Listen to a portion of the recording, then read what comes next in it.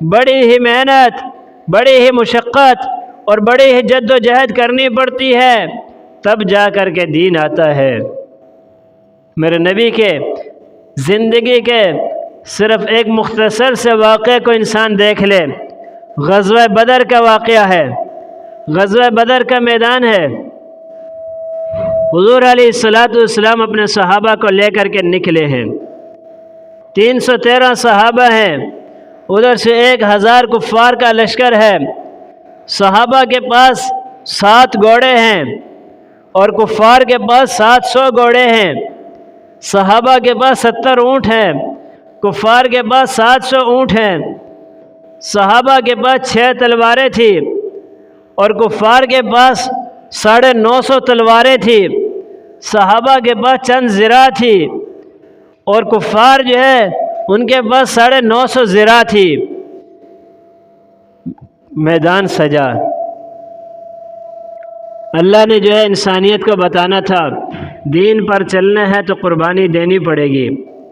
دین کا نام لیتے ہو تو بہت بڑی بڑی قربانیاں آئے گی۔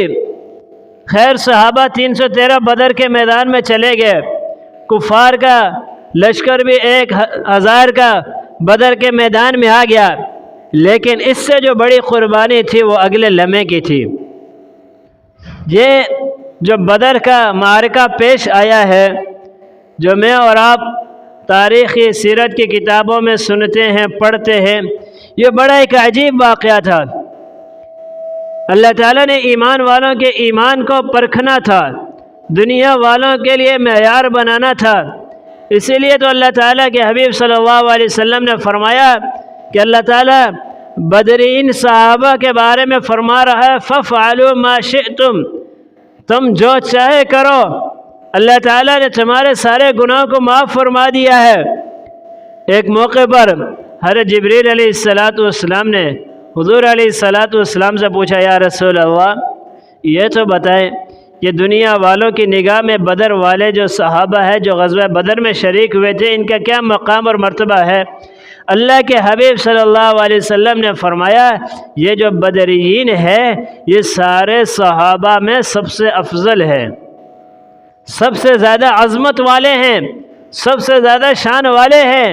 تو اس وقت حضرت جبریل علیہ السلام نے فرمایا، یا رسول اللہ بدر کے میدان میں جو اللہ کی طرف سے فرشتے اترے تھے آپ کی مدد کے لیے 1000، 500 حضرت جبریل علیہ السلام کے ساتھ آئے، 500 حضرت میکائیل علیہ السلام کے ساتھ آئے، وہ 1000 فرشتے آسمان کے تمام فرشتوں میں سب سے اعلیٰ ہے۔